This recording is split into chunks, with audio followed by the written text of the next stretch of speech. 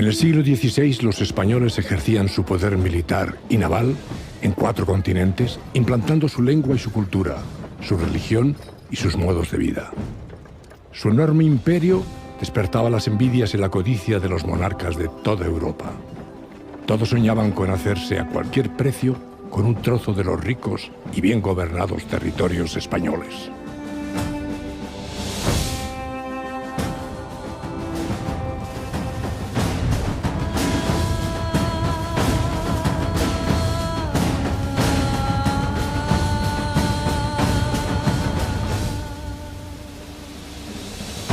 Cuando murió el emperador Carlos I, su hijo Felipe II se encontró con un imperio en el que no se ponía el sol. El rey Prudente y sus descendientes tuvieron que luchar contra viento y marea contra franceses, turcos, ingleses, holandeses, herejes, corsarios y piratas. Y el mejor instrumento que tuvieron para defender los intereses de España fueron los tercios españoles, la mejor infantería de todos los tiempos. A pesar de que Felipe II nunca declaró la guerra a ninguno de sus enemigos, al igual que su padre, el emperador Carlos, se vio obligado a guerrear sin descanso para defender y conservar lo que legítimamente era suyo. La monarquía hispánica de Felipe II, como luego la de su hijo Felipe III y su nieto Felipe IV, se vio obligada a movilizar todos sus recursos para enfrentarse a sus enemigos y para defender un imperio con posesiones en 5 continentes.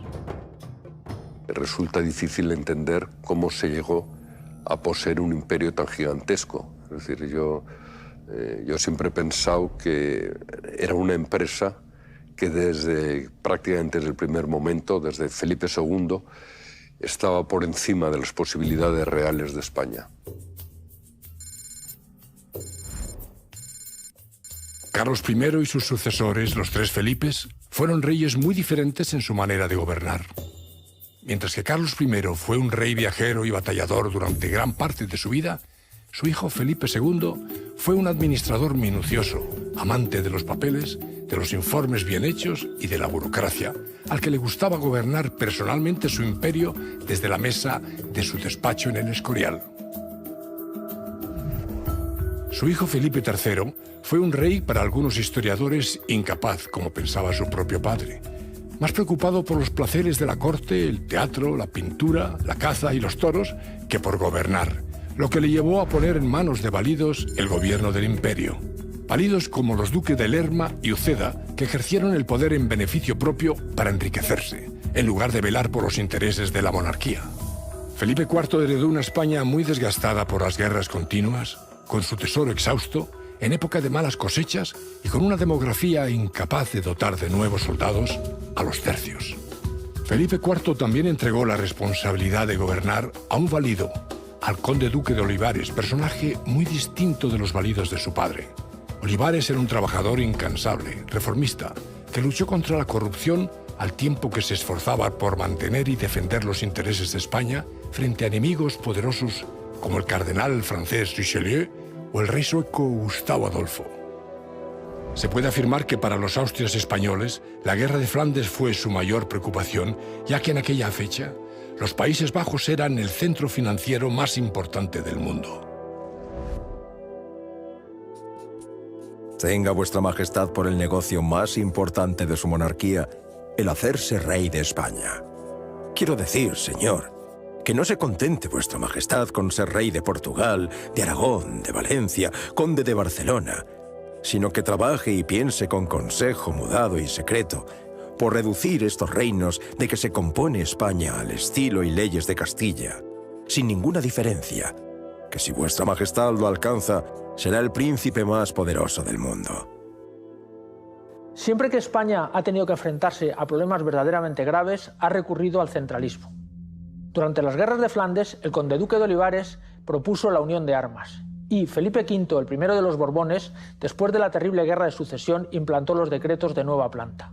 Cuando a España le han ido bien las cosas, siempre ha sido gracias a la toma de medidas centralistas.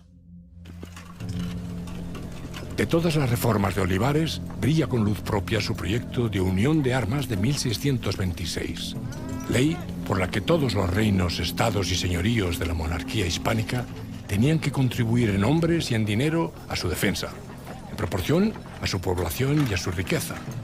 El conde-duque pretendía así hacer frente a las obligaciones militares que la monarquía hispánica se veía obligada a realizar en su guerra en Europa. La unión de armas es cuando el rey Felipe IV, o más bien el conde-duque de Olivares, dicen: señores, aquí estamos acosados por todas partes, Castilla está exsangue, hay que contribuir. Y Aragón se negó. Y la unión de armas es que todas las Españas contribuyeran al esfuerzo de guerra.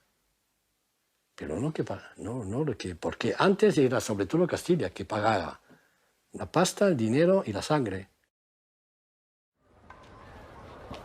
A la muerte de Felipe IV, España ya no era la invencible potencia del siglo XVI, pero era una de las naciones más poderosas de Europa.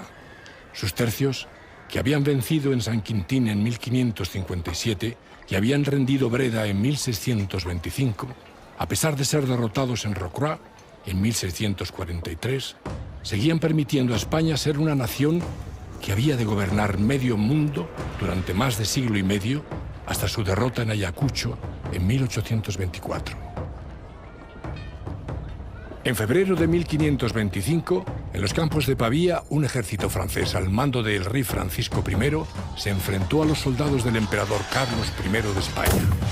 Al comenzar la batalla, los franceses consiguieron anular la artillería imperial, por lo que el rey francés ordenó lanzarse a la carga a su caballería, la más noble y poderosa de Europa. Frente a ellos estaban 3.000 arcabuceros españoles, mandados por Alfonso de Ábalos, marqués del Basto, que con sus descargas abatieron en pocos minutos a los caballeros franceses. Uno de los vencedores de Pavía, que es el marqués del Basto, yo soy su sobrino tatarabuelo, o sea, él era el segundo marqués del Basto, yo soy el 16º. Y tiene un rol fundamental en la batalla, porque Pescara le manda una misión. Tiene que coger a 3.000 arcabuceros y ir corriendo a través de la niebla, porque la batalla ocurrió en horas muy tempranas. En el momento álgido de la batalla, son sus arcabuceros los que rodean a la caballería francesa y terminan capturando a Francisco I de Francia. Pavía es el gran cambio de paradigma. Primero, termina el reinado de la caballería francesa. La caballería pesada muere. Además muere físicamente, porque la mayoría de la nobleza francesa se la cargan los tercios españoles allí. Segundo, es el fin de una época respecto a la infantería, porque las guerras italianas las había dominado la infantería suiza, los famosos mercenarios suizos, cuyo último remanente es la Guardia Suiza del Papa. Bueno, a partir de aquí, los mercenarios suizos caen en un declive claro. Ya los campos de batalla no son suyos. Y es el momento en el que el arcabuz y después el mosquete empieza a ser el rey de los campos de batalla y sobre todo la infantería española. La infantería española durante los siguientes 100 años va a dominar completamente cualquier campo.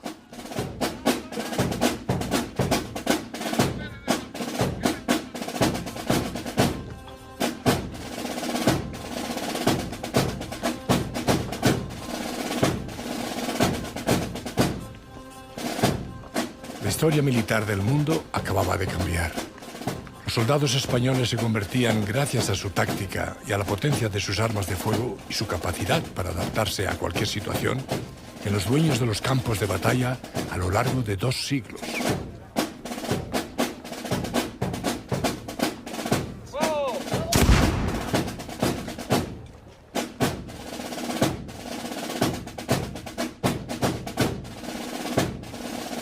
El tercio era la unidad fundamental de la infantería española durante la Casa de Austria. Los 3 primeros tercios que se crearon fueron los tercios viejos de Sicilia, Milán y Nápoles en tiempo de Carlos I, seguidos de los de Cerdeña y de Galeras. Estos tercios estaban formados por soldados profesionales, muchos de ellos veteranos de mucha experiencia, dedicados en cuerpo y alma al servicio de las armas.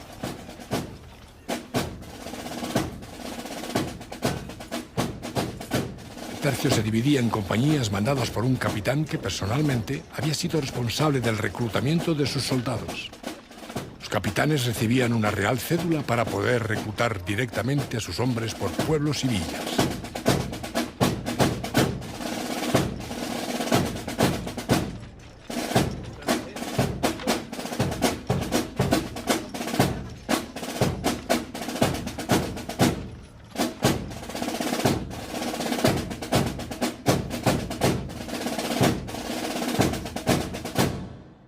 No hay otro más que español de los tercios.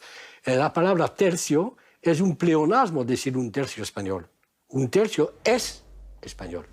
No puedo tener más infantes que españoles. Si hay italianos, son regimientos. Si hay balones, son regimientos.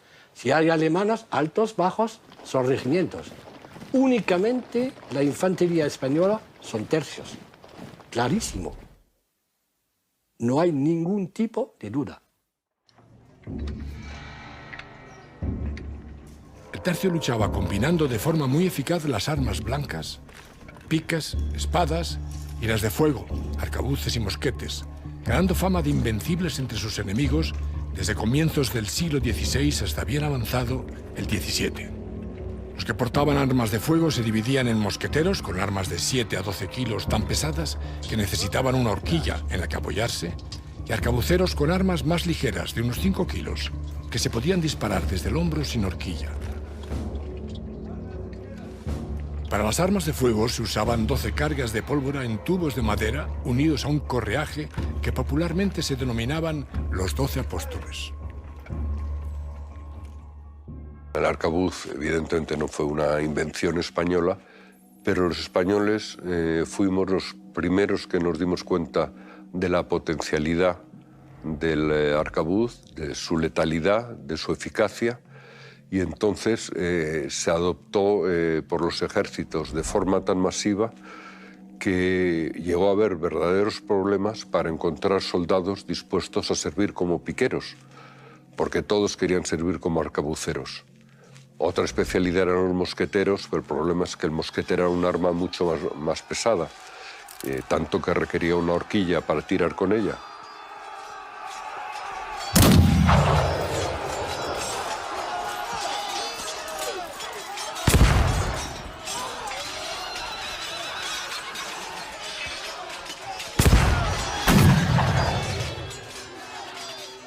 El duque de Alba decidió introducir los mosquetes en los tercios en 1567.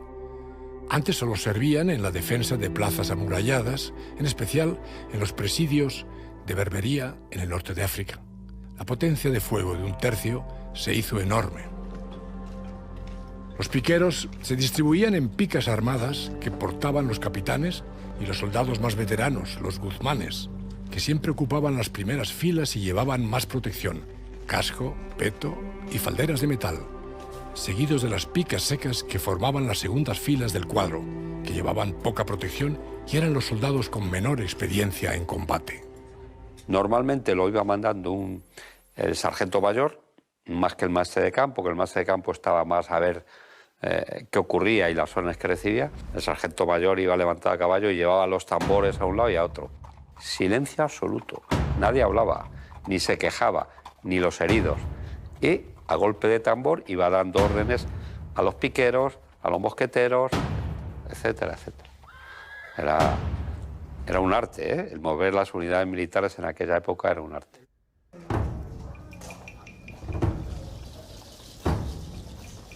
Los soldados españoles llevaban siempre espada. La espada era su gran baza en cualquier combate cuerpo a cuerpo y en su manejo tenían los españoles una acreditadísima fama. Normalmente era de doble filo y no solía medir más de 1 metro para hacerse más ligera y transportable.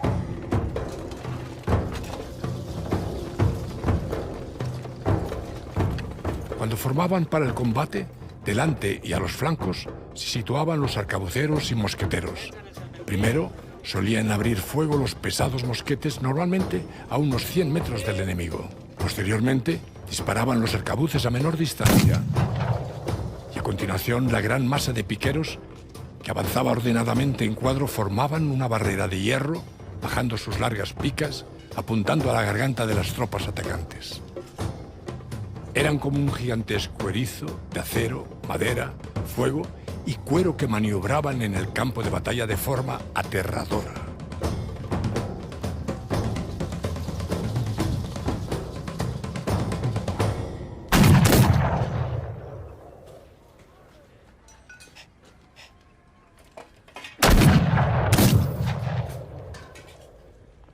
El escuadrón básicamente era un rectángulo o un cuadrado de hombres armados de picas que llevaban en el centro las banderas para mayor protección. Y en torno a esas picas se articulaban formaciones de tiradores, es decir, armados con mosquetes o con arcabuces, y entonces lo que era una combinación perfecta de las ventajas de los dos tipos de armas, es decir, la pica para dar seguridad a los tiradores mientras recargaban las armas y los tiradores para adelantarse, hostilizar al enemigo con su fuego y, en caso preciso, tanto de ataque de caballería como de una presión enemiga, se acogían al escuadrón. O sea, el escuadrón era simplemente una formación militar perfectamente equilibrada. El tercio formaba en batalla en el llamado escuadrón de picas, bosques de lanzas que impedían a la caballería e infantería enemiga romper la línea de batalla del tercio. La doctrina de la época establecía oponer picas a caballos, enfrentar la arcabucería y mosqueteros a los piqueros y lanzar caballería sobre los arcabuceros enemigos, ya que estos, una vez efectuado el primer disparo, eran muy vulnerables hasta que cargaban otra vez el arma. El escuadrón exigía soldados profesionales, valientes, capaces de aguantar las cargas y el fuego del enemigo sin perder la formación, cubriendo sus bajas, a tiempo que con capacidad para maniobrar con precisión a las órdenes de sus jefes y lanzarse sobre cualquier enemigo sin titubeos. Españoles e italianos eran los mejores soldados que cualquier rey pudo nunca reclutar. Generales no españoles de la monarquía hispánica, como creía yo, Spínola, Farnesio, reconocían que el verdadero corazón, el nervio, como se decía entonces, de los ejércitos de la monarquía hispánica eran los tercios de infantería española, que a lo mejor eran un 15, un 20% del total del ejército, ¿no? Pero en ellos verdaderamente residía la potencia del ejército.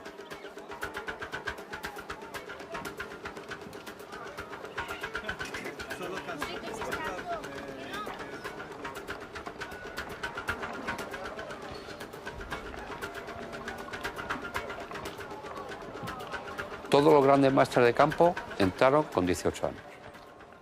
Soldado. Y de soldado raso, de bisonio, empezaron a ascender por méritos.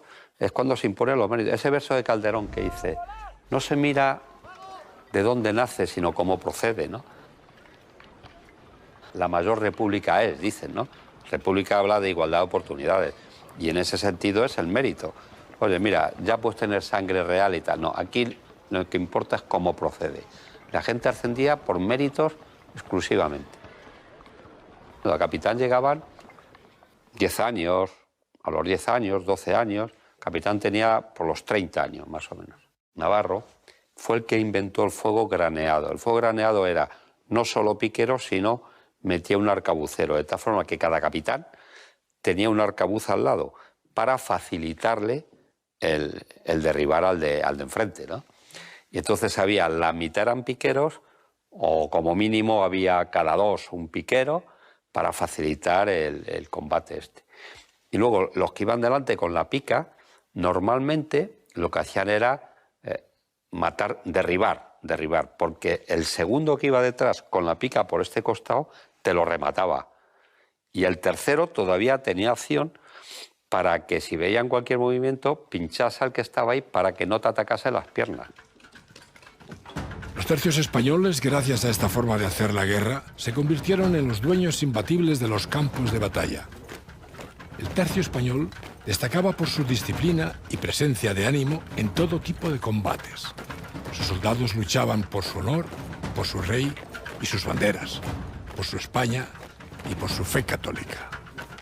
Había Dios, el rey y la nación. todo cimentado por mi propia honra. Es decir, que sirvo a la nación sirviendo al rey, lo debo, es mi honra, y sirvo a Dios. Y a la Iglesia, a la Santa Iglesia Católica, Apostólica y Romana.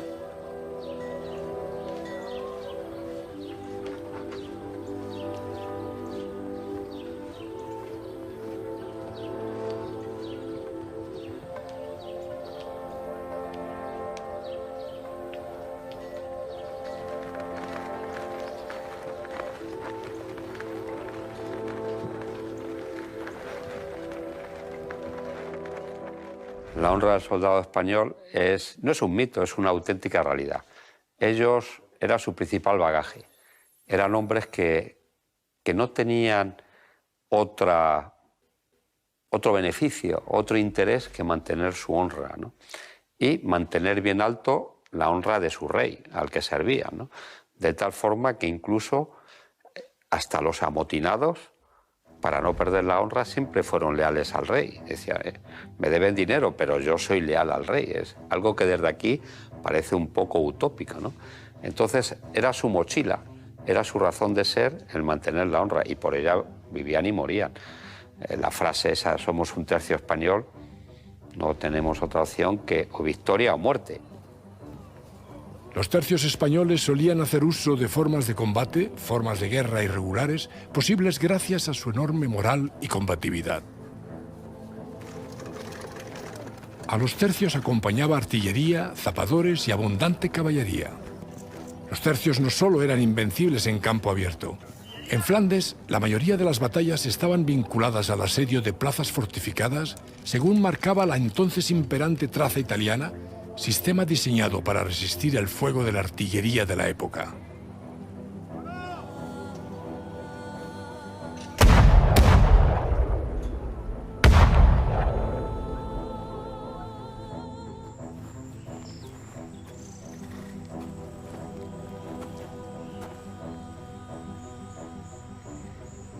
Si se trataba de un asedio, los tercios realizaban obras de atrincheramiento, túneles y todo tipo de construcciones para rodear la plaza y aproximar los cañones y minas a los muros hasta derribarlos, y así facilitar el asalto por la infantería.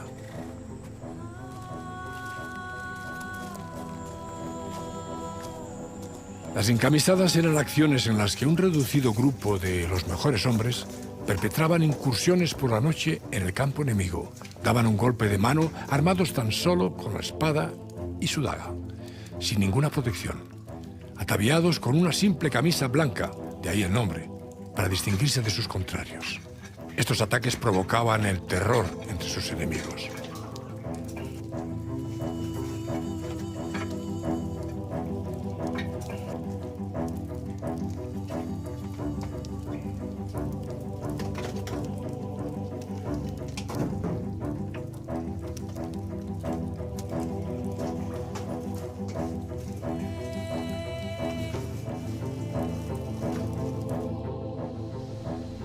Los tercios en sus años de vida combatieron en toda Europa continental y en el Mediterráneo, en Orán, Bujía y Trípoli. E incluso se pensó enviarles al lejano oriente para conquistar China. Sus victorias, que fueron más que sus derrotas, nos han dejado frases populares como «Esto es una bicoca», en referencia directa a la victoria militar de Bicoca en 1522, en la que 4.000 arcabuceros españoles barrieron del campo de batalla a 15.000 mercenarios suizos al servicio de Francia. Los tercios eran unidades permanentes. Cuando en la época lo normal era antes de cada campaña se reclutaba un ejército y cuando terminaba la campaña se disolvía, los tercios no, existían tanto en paz como en guerra. Eso quiere decir que creaban un espíritu de cuerpo, que era una escuela permanente de instrucción, etc. Pero dicho esto, la superioridad de la infantería española, que como digo era universalmente reconocida, yo creo que se basaba en dos factores, uno material y el otro moral. Material en el sentido de que era una organización para la época perfecta, era un equilibrio perfecto entre los tipos de armas que ya he mencionado. Y desde el punto de vista moral, bueno, la experiencia, o sea, esas victorias tipo, que diría yo, Pavía, San Quintín, Bicoca, dio a los soldados españoles un verdadero complejo de superioridad.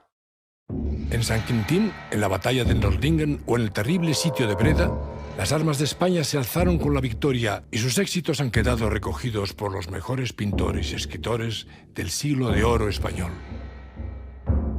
El tema de Flandes es un tema que está presente en la literatura, sirve de Flandes de telón, de fondo, la política exterior les interesa mucho y están muy pendientes de si se gana una plaza, de si se pierde, si mandan a un general, si va un duque, un conde a destinados, si está el embajador. Están muy pendientes de los sucesos que ocurren allí. Hay un grupo de obras en las que Flandes, podríamos decir, es protagonista, sobre todo las guerras, y esto sobre todo se ve en el teatro.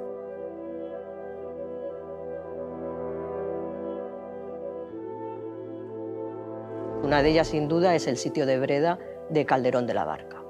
En el año 1625 se estrena esta obra de Calderón, se estrena una obra de Lope que no tiene que ver con Flandes, pero que tiene que ver también con otra de las grandes victorias del momento, que es la de la toma de la bahía de Todos los Santos en Brasil, que es el Brasil restituido.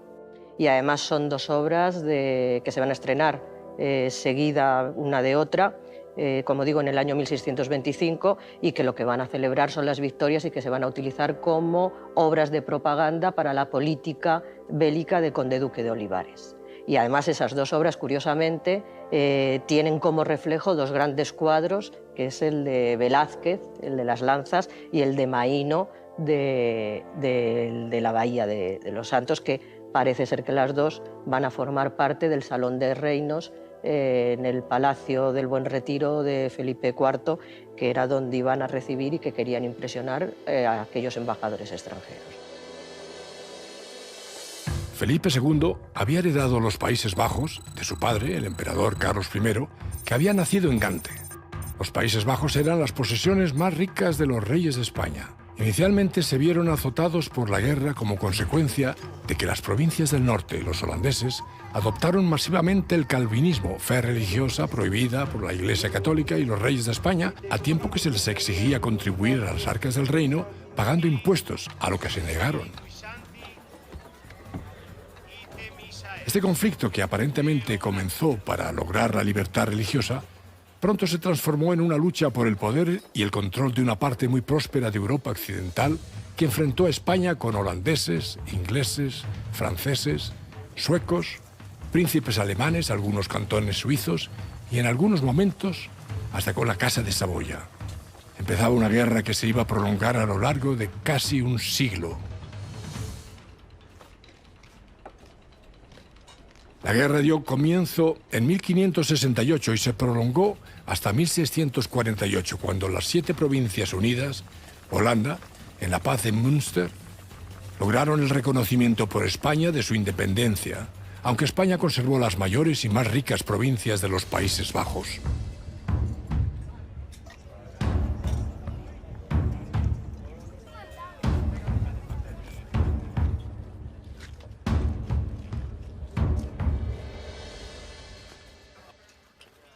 La Guerra de Flandes fue agotadora para la monarquía española, especialmente por la enorme distancia que separaba los campos de batalla de los Países Bajos del corazón de la monarquía hispánica. René Quatrefages ha dicho: el combate más importante que libró España fue contra la distancia. Richelieu afirmó ante su rey Luis XIII: no se puede dudar de que los españoles aspiran al dominio universal y que los únicos obstáculos que hasta ahora el presente han encontrado son las distancias entre sus dominios y su escasez de hombres. Problema al que unía su endémica falta de tesorería para financiar estas guerras. Para mantener la soberanía de España en los Países Bajos, en 1544 Álvaro de Bazán envió 3.000 hombres a luchar a Flandes. Estos hombres fueron en barcos españoles saliendo desde las costas del Cantábrico. Pero en 1588 esta ruta naval quedó interrumpida al caer el puerto de Calais en manos enemigas y subir al trono de Inglaterra Isabel I. En 1563 el cardenal Granvela, para una futura visita que Felipe II pensaba hacer en Flandes, trazó una ruta terrestre que discurría entre Milán y los Países Bajos, pasando fundamentalmente por territorios propiedad de la corona española. La necesidad de buscar una vía terrestre para llevar tropas llevó a recuperar el proyecto de Gran Vela en 1567. Nacía el Camino Español que a lo largo de cerca de 1.100 kilómetros iba a cruzar Europa de sur a norte, partiendo desde el Milanesado para seguir por Saboya, Piamonte, el Franco Condado, Alsacia, Lorena, Luxemburgo, el Obispado de Lieja, hasta llegar a Namur y Bruselas. Nacía el primer trazado de El Camino Español. Es una hazaña porque se marcharon miles de soldados, de infantes, la primera vez, hace 450 años, casi 9.000. Pero había la cola, que casi doblaba. La caballería, los cazadores o zapadores, los asimileros, 500 asimilas, sí, pero hay los asimileros, los mozos, las mujeres, los niños, los vivanderos, los que cuidan los caballos, los que se calcula que se dobla casi el efectivo.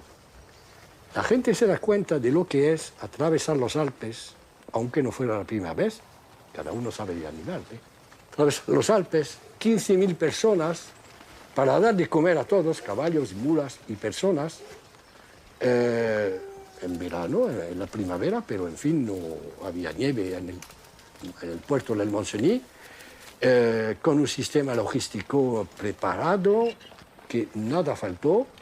No se lo puedo contar aquí, pero verdaderamente sí. Era una proeza logística, no solamente pensarlo, pero realizarla. Y todo pagado de contado, y en tabla, como se decía.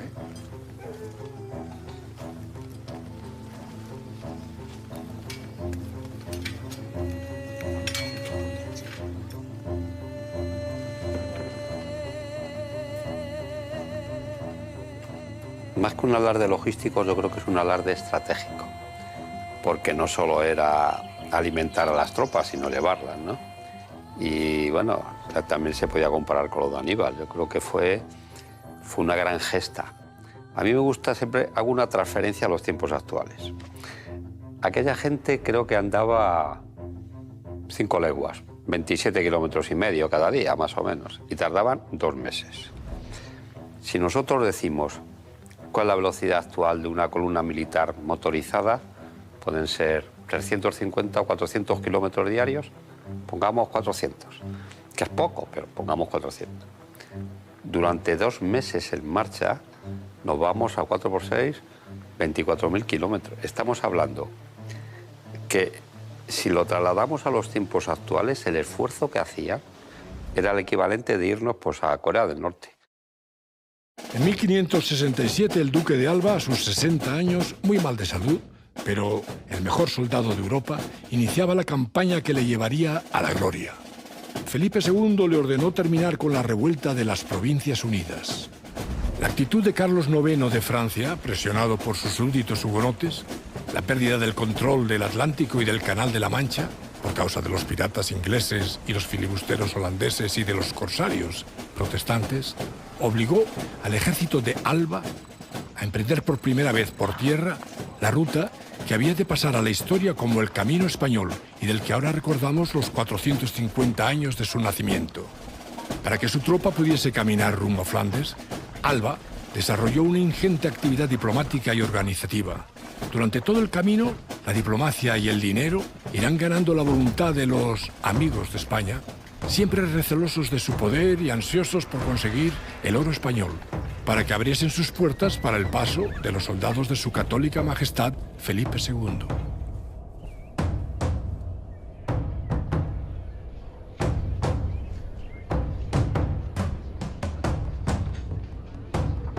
Junto al trabajo de los diplomáticos y los ducados generosamente repartidos, irán zapadores que acondicionarán los caminos, construirán puentes y marcarán vados y lugares donde dormir después de cada etapa militar en el largo camino que lleva al más duro campo de batalla de toda Europa.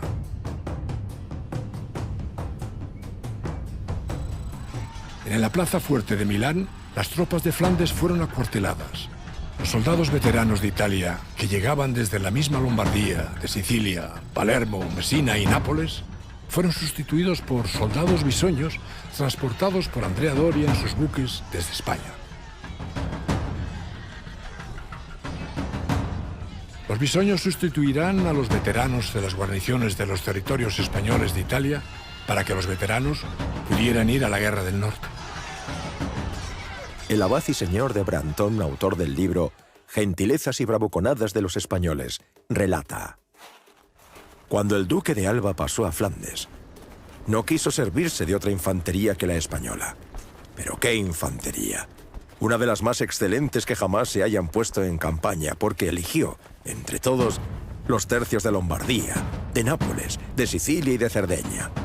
Y con esta selección formó un cuerpo de hasta 10.000 soldados, magníficos y bien provistos, sin la menor tacha ni en las armas, ni en el alarde del vestuario, ni en la calidad y virtud de los hombres. Y tampoco en el abastecimiento de víveres o en las pagas, y hasta en sus cortesanas, que en su ornato parecían princesas. En suma, nada le faltaba. Y al pasar cerca de la frontera de Francia, por Lorena, los caminos se abarquillaban, por así decir, de la gente que fue a contemplarlos. Un testigo afirmó, al ver pasar a los soldados de Alba: iban arrogantes como príncipes, y tan opuestos que todos parecían capitanes.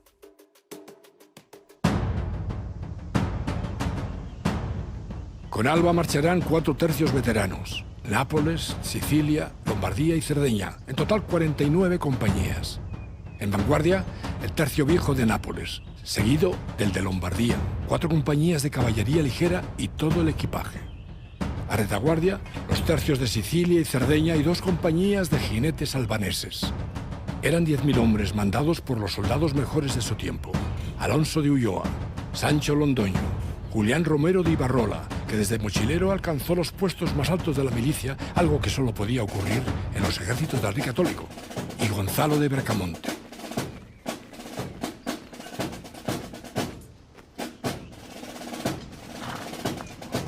Alba llevará 4 carros por compañía, lo que hace un enorme tren de 150 carromatos con sus correspondientes animales de tiro, conductores e incluso por primera vez en la historia, los tercios llevaban un servicio sanitario con médicos y hospitales de campaña.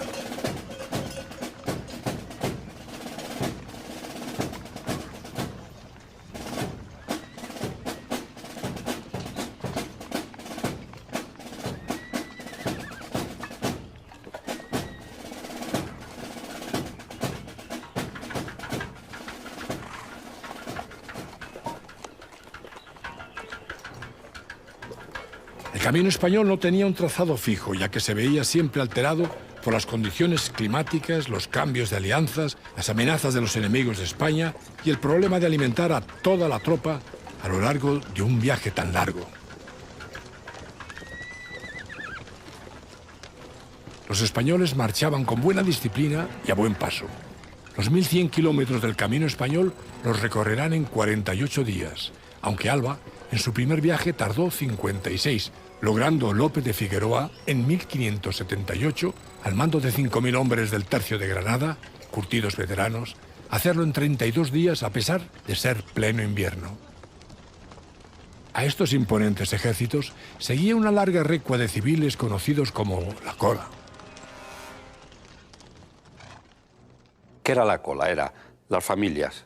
Lógicamente, los soldados se desplazaban en cola, carretas, 2, 4 ruedas, las familias. Un factor. Segundo factor importante, los siervos. Normalmente 2 tenían un mochilero, un siervo, etcétera, que le llevaba sus cosas, sus impedimentas. Tercera, los proveedores y todos aquellos que vivían a costa de ellos, ¿no? Que eran herradores, costureras, lavanderas, prostitutas, en fin, lo que era una sociedad en marcha que apoyaba a todo esto. Luego también se agregaban viajantes, porque, por ejemplo, cuando una unidad militar se movía por el camino español, aquel que fuese a hacer ese viaje, lógicamente, se ponía a la cola e iba seguro. No era lo mismo viajar solo con tu familia, expuesto a cualquier ataque de cualquier bandolero de la época o lo que sea, que ir protegido en una unidad militar, ¿no? Y luego los trenes del tercio, que eran los vivanderos, ¿no? Los que llevaban ya realmente las municiones, la impedimenta del tercio, etc. eran más que el tercio. Abastecer a tantos hombres, a una fuerza tan enorme en rápido movimiento, supuso uno de los éxitos logísticos que convierten al Camino Español en uno de los retos militares más importantes de su tiempo. La logística en aquellos tiempos la logística militar era muy simple. Lo que sí que había era una estructura del Estado importante, ¿no? ¿Cómo funcionó esto? Normalmente el gobernador del punto de salida, bien fuese Milán, si iban en dirección norte, o bien fuese Bruselas o Namur, si fuese en dirección sur, nombraba un comisario especial. Este señor le nombraban 8 o 10 meses antes. Se recorría el camino, iba haciendo un estudio detallado por dónde iban a ir y en función de eso iba viendo dónde iban a parar, etcétera, etcétera. En función de la velocidad que quería que llevaran y los sitios donde iban a parar, sobre todo, ¿no? Una vez que había hecho esto, lo volvía a recorrer y tomaba contacto con las autoridades. Las autoridades, sobre todo, le daban la información muy importante, no solo de las capacidades de mercado que les podían dar, ¿no?, sino también de carreteros. Las carretas en aquella época eran de rueda maciza, no eran de rueda de radio y se rompían mucho, no tenían protector de hierro. Entonces, arreglar las carretas era esencial, ¿no? Herradores, aunque llevaban herradores, pero se perdía mucha herradura. Reponer ganado que moría por el camino. Estamos hablando de unas marchas tremendas, ¿no? Todas esas capacidades que tenían, él tomaba nota. Una vez que tenía todo ese esquema, el Estado hacía una especie de concurso, así de simple, y se presentaban asentistas que eran empresarios de la época y podían decir, yo me voy a encargar de este tramo. En este viaje, las tropas iban solo armadas de espadas y puñales para evitar delitos, fugas, muertes e incidentes a lo largo del camino. En ocasiones el ejército se veía obligado a pasar por ciertas poblaciones en pequeños contingentes de entre 200 hasta 3.000 hombres, como máximo, para no aterrorizar a las poblaciones por las que pasaban, como los cantones suizos.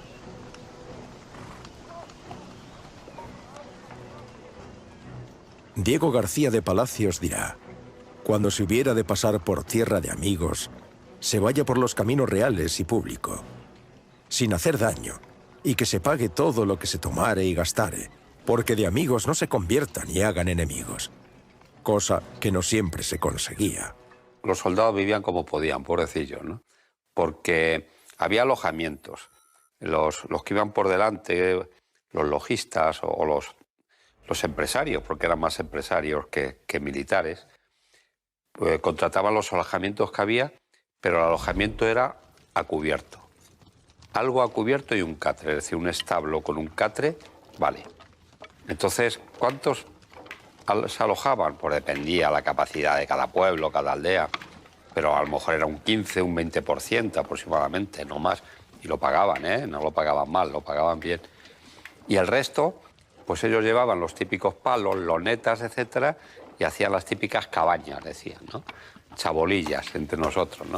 Aprovechando también un poco los carros, acolaban lonas, palos, etcétera, y dormían como podían.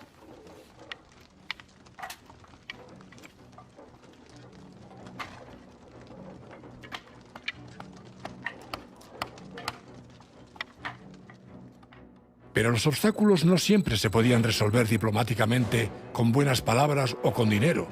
Pedro Enrique de Acevedo, conde de Fuentes, gobernador de Milán, en 1603, ante la amenaza que suponía la amistad de venecianos, franceses y grisones que amenazaban con cortar el camino español por el valle de Valtellina, paso obligado entre Lombardía y el Tirol, sin encomendarse ni a Dios ni al diablo, levantó en un tiempo récord el fuerte de Fuentes en una alta colina que aseguró el paso de los soldados españoles durante muchos años. En otras ocasiones hubo que abrir el camino por la fuerza, como hizo en 1633 el duque de Feria, forzando el paso por Lorena, venciendo a las tropas de Luis XIII de Francia. En 1634, el cardenal Infante recorrerá por última vez el camino español para hacerse cargo del gobierno de Flandes y derrotar a los suecos en la batalla de Nordlingen. En 1638, con la caída de la plaza imperial de Breisach, quedó definitivamente cortado el camino español, llegando a partir de 1643 los refuerzos por mar desde el Cantábrico hasta la pérdida en 1658 del puerto de Dunkerque, viaje que duraba 15 días. La guerra en Flandes duró de 1568 a 1609, con un parón bélico, gracias a la tregua de los 12 años que logró Felipe II, para seguir desde 1621 a 1648 hasta las paces de Westfalia y Münster. Este conflicto devoró durante más de 80 años el tesoro real para nada. Las Provincias Unidas se independizaron del imperio, logrando además las colonias que ya habían ocupado en las Indias Orientales. La batalla de Rocroi, el 19 de mayo de 1643, marcó un antes y un después en la legendaria historia de los tercios españoles. Fue una derrota parcial, en mitad de la Guerra de los 30 años, pero que rompió el mito de la invencibilidad de los españoles, aunque la derrota no fue tan abrumadora como la propaganda francesa ha hecho creer. Dado que los tercios recuperaron otra vez Rocroi y siguieron igualmente combatiendo en Flandes durante la segunda mitad del siglo XVII. Hay que reconocer que Francia hizo una labor magnífica de propaganda y de publicidad, exagerando la importancia de Rocroi. O sea, en España, Rocroi no se vivió en su momento como una catástrofe irrecuperable. La prueba es que no lo fue. Y claro que queda muchísimo imperio, ¿no? Queda prácticamente todo. Es decir, Italia estaba intacta, se mantenían los Países Bajos, por supuesto, estaba toda América, Filipinas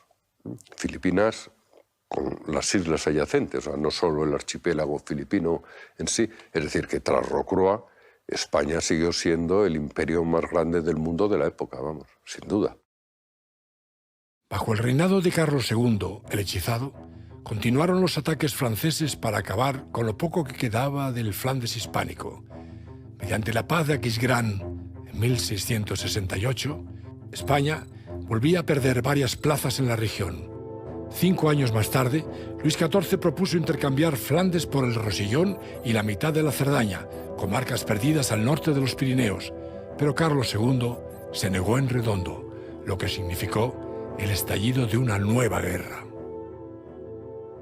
Con la paz de Utrecht se puso fin a la guerra de sucesión y Felipe V se convirtió en el primer rey de España. El pretendiente al trono español pasó a ser rey y emperador del Sacro Imperio Romano Germánico y recibió, al firmar la paz, los territorios de Flandes que hasta entonces eran españoles.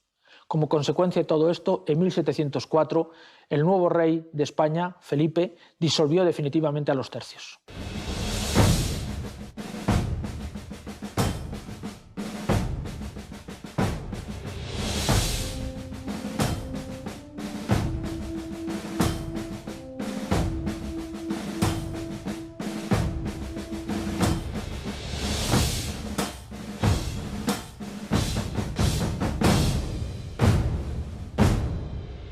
Dice el señor de Brantôme: vemos cómo los soldados españoles se han atribuido siempre la gloria de ser los mejores entre todas las naciones.